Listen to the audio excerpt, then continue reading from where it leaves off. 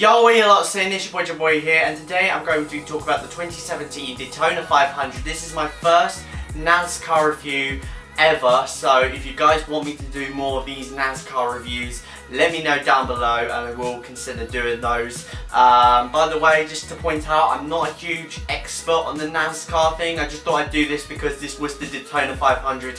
And I thought, why not review the race, as this is one of the biggest races in racing history, of course. Anyways, enough dawdling, let's get straight into it. So NASCAR this year have introduced this new system where the winner of each stage of a race or whatever gets championship points from 10 to 1.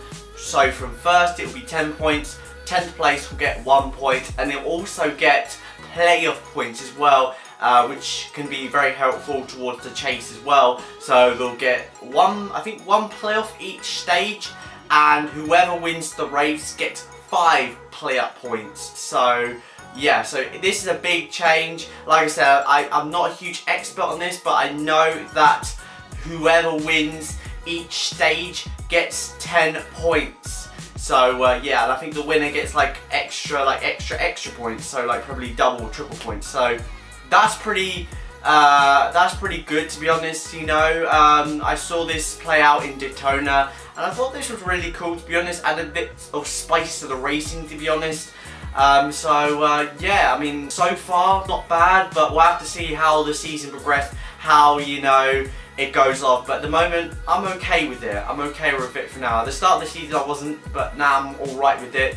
And yeah, this is definitely going to change the way the race has been run, you know, during the race, of course. Another key change was Stewart Haas Racing moving from Chevrolet to Ford. That's right, Stewart Haas Racing switched manufacturers. Not sure why, to be honest, but a very interesting move, of course. And with that, they brought in Clint Bowyer to replace Tony Stewart in the Stewart Haas 14 car that Tony drove last year, of course. He now moves from Stewart Haas. Formerly he was at H. Scott Motorsports, and then before that he was with Michael Waltrip Racing in that 14 car, of course. So very interesting indeed. Excited to see how he'd fare in a new ride, to be honest, you know. Very, very new, and this is a big team. Remember, a couple of years ago they had Tony Stewart winning the championship, and then of course Kevin Harvick winning the championship as well. So they've had a lot of success. So for Clint Bowyer to go into a successful big team like Stewart Haas Racing is going to be very interesting indeed. And like I said, I'm very excited to see how he'd fare in a team like that, of course. Also, in addition to this, Carl Edwards, who was supposed to be running for the 2017 NASCAR season, dropped out. He retired from the sport, which meant that Daniel Suarez, the driver who was supposed to be driving in the Xfinity Series full-time this year, now moves up to the Monster Energy NASCAR Cup Series, of course, which is going to be very interesting for him, of course. Don't know him much. I don't know what he's like. I know he's won a couple of races, which is pretty good. So yeah, it's going to be interesting to see how he'd fare against the rest of the pack. And not only that, against his teammates as well, and the likes of Denny Hamlin, Kyle Busch, so many others, you know, in the team. So it'll be very interesting how we fare this season. And finally, NASCAR have got themselves a new partner for their main Cup Series, of course. It is called the Monster Energy NASCAR Cup Series. Now this is very interesting indeed. Monster Energy, they're a big drinks company, of course. They are sponsoring the 41 of Kurt Busch's car at the moment. They are also been, you know, sponsoring a couple of MotoGP events. I'm not sure if they're doing it this year or not, but yeah, it's very interesting indeed, of course, that they are the main title sponsors for NASCAR, of course. And yeah, let's see what they can do from their original owners, or the original partners, which were Sprint, of course. So yeah, excited, of course. And with those changes done, let's move on to the race, of course. So at the start, it was Chase Elliott who took pole position, his second pole of the season. He led the green, of course, from his teammate Dale Earnhardt Jr., of course, and then behind Clint Bowyer and the one of Jamie McMurray, of course. The first 100 laps was very, very quiet, which meant that at the end of it, it was Kyle Busch that came on to win stage 1, the first stage of this new format, to be honest. He received 10 points and received a couple of points for his playoff, of course, in the chase, of course. So very, very crucial for him, of course. But unfortunately, that wouldn't last for long, as Kyle Busch would then spin out quite heavily and would take out multiple cars, including Dale Earnhardt Jr., who went onto the top, onto the bonnet of Kyle Busch going into 3 and 4. As a result, that meant the red flag was called. And what do I think of this? I think this is a very, I don't know what happened. It might have been a loose tyre that might have caused it, to be honest. I don't think it would have been driver related, to be honest, especially on the sort of the body language of the car, to be honest, and the fact that it slid so easily and so motionally, you know, suggests that it was a cut tyre, to be honest, that did that spin, to be honest. And very unfortunate for Kyle Busch. He won that first stage, of course, and he was looking to push on from that, you know, to be honest. So yeah, very unfortunate. After half an hour of red flag, we went back to green flag racing, and the racing was pretty intense, as it usually is with restrictor plate tracks. You know, you have those little bump drafting, that kind of stuff like that. So it was pretty normal, to be honest. And during stage 2, there wasn't much action being involved, to be honest, which meant that by the end of it, it was Kevin Harvick who took those 10 points and a little bit of the player points as well, which is very handy for him, of course. But unfortunately, going into stage 3, there was a huge wreck. It started with Jimmy Johnson, who got ran from behind by Trevor Bayne. That caused a chain reaction of so many cars getting taken out, wiped out into turn 3 and 4. That included Kevin Harvick, stage 2 winner, and her teammate as well, Danica Patrick, unfortunate for her as well. So many good cars taken out of that incident, of course. But then on lap 137, Ryan Blaney was going to come into the pits, and he was signalling like this to the other drivers, saying that he was coming into pit lane. He was on the inside, thank God, to be honest. And as he was coming in, Elliott Sadler, who was trying to avoid Ryan Blaney as Blaney was coming into the pits, he tagged Trevor Bayne. That sent a chain reaction between him, Bayne, and someone else, Ricky Stenhouse. Yeah, they all go sent straight into the wall, all 3 of them into the wall. It was so unfortunate, to be honest, because it was just a bit of miscommunication.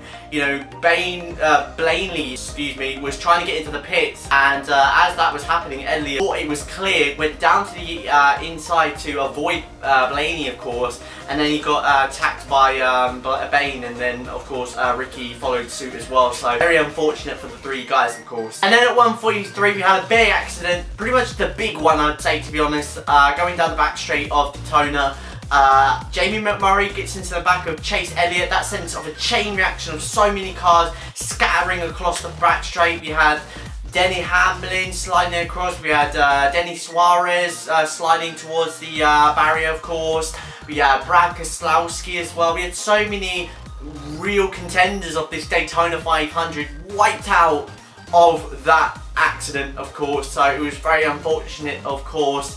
I just think it was just one of those things, to be honest. You know, drivers getting a bit aggressive, you know, especially at the late stages of the Daytona 500. You know, drivers trying to find, you know, that edge to get out in front and just lead the damn thing, especially as it's the Daytona 500, of course. So I think it's just one of those things, to be honest. And yeah, unfortunate for the guys who were taken out in that race. And with about 20 laps to go, it was Chase Elliott who led the race. He'd been leading for about, I'd say, about 14-20 laps, I would say. 14 to 20 laps. And yeah, he was leading the damn thing. Behind was Martin Truex Jr. and then behind was Kurt Busch. And the big question that laid on everyone's mind was, did everyone have enough fuel to get to the end of the race, to finish the race? And the answer was no for some people. We had Chase Elliott, who was leading the race. So unfortunately, it was about like 6 laps or 5 laps to go. He ran out of fuel from the lead of the Daytona 500. It was so unfortunate for him and so sad, because he'd been leading the thing for so long, and for him to just run out of fuel in such a way, you know, that it was only like 4 to go was unreal. It was so heartbreaking, to be honest, you know, because we really thought that this young kid could win the Daytona 500, especially with the promise and talent that this guy had, to be honest. So really unfortunate for Chase Elliott, of course. And then afterwards, it was Kyle Larson who made the big charge for the lead of the race. First starting with Kurt Busch, who moved himself up to 3rd place, and then afterwards with the Chase Elliott running out of fuel situation, he went for the move down the inside into the 2 for the lead of the Daytona 500 with 2 laps to go in the race. A fantastic move from Kyle Larson and showcasing to all of us that he was determined to win this race. As we moved into the last lap of the race, all bets were off. This was it. Who was going to win the Daytona 500? And going into turn 1, it looked like Kyle Larson had got it. It looked like he had already defended hard from Kurt Busch. But then going into 2, Kurt Busch made that big run down the outside, passing Kyle Larson to take the lead, and following suit was Ryan Blaney and Joey Logano to take 2nd and 3rd. It was a great move from all 3 Fords, to be honest, to take the position of Kyle Larson. And very unfortunate for Kyle Larson, because Kyle, who had led that race towards that last lap, he looked like he was going to win it, but that move from Kurt was all that did it, and that's what unsettled Kyle Larson and dropped him way down the field, to be honest, which meant that in the end it was Kurt Busch who went on to win the Daytona 500. A fantastic drive by Kurt Busch, timed that last lap move to perfection around the outside, and yeah, it scored him the victory. Fantastic. I'm so happy for him, to be honest, because he's been through it all. He's been through controversy, he's been through the highs of winning the championship in 2004, and now he has won the 2017 Daytona 500. A fantastic result for Kurt Busch. Also, big shout out goes to AJ Allmendinger. He managed to get himself up to 3rd place, and that's where he would finish in the end. A great drive by him, of course, managing to stay there and really put himself out there in the last moments of the race, of course. So not bad from him, of course. 3rd place, not bad. Also, in addition to this, Eric Almirola and Paul Menard finished 4th and 5th. Good job by them too. Very happy for them. They've been sort of the tail fielders throughout the couple of years in NASCAR, of course, but for them to get 4th and 5th, not bad, of course, for those 2 drivers. So overall, the Daytona 500 was so good. I enjoyed it. Stages thing, I kind of like, to be honest. It's grown on me, to be honest. The whole sort of racing that was going on during it was pretty cool, especially at the end of stage 1, where everyone was pushing hard and trying, as this was the last lap of the Daytona 500, of course. And then, of course, in the end of it, massive upset, of course, to Chase Elliott, who ran out of fuel with a couple of laps to go. It was so unfortunate. And then in the end, we had Kurt Busch winning the Daytona 500. A fantastic drive and a fantastic overtake to see him win that race. He made that move so well and so well timed as well, to be honest. You know, darting to the outside and making that move, of course, through 2, of course. So yeah, a very good race indeed, and yeah, congrats to Kurt, of course. So that is it for this video. I hope you guys enjoyed this video. If you did, then be sure to hit the like button below. Comment below if you want me to do more of this, to be honest, because I am thinking about it, to be honest. And if you do really want me to do more of these NASCAR reviews, leave it down below, and I may consider it, to be honest. Also, subscribe if you're new, and yeah, I will see you guys next time. It's your boy, Take it easy. I'm out. Peace.